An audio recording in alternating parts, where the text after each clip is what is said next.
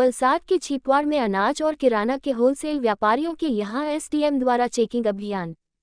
वलसाड शहर में सहायक कलेक्टर और मामलतदार द्वारा नगर पालिका की टीम के साथ छिपवाड़ इलाके में व्यापारियों के यहां खाद्य पदार्थों की जांच की गई।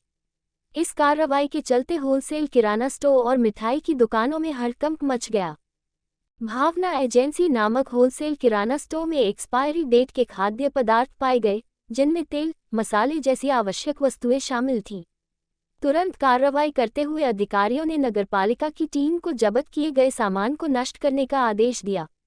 इस चेकिंग अभियान के चलते छिपवाड़ के होलसेल अनाज और किराना व्यापारियों में हड़कंप मच गया।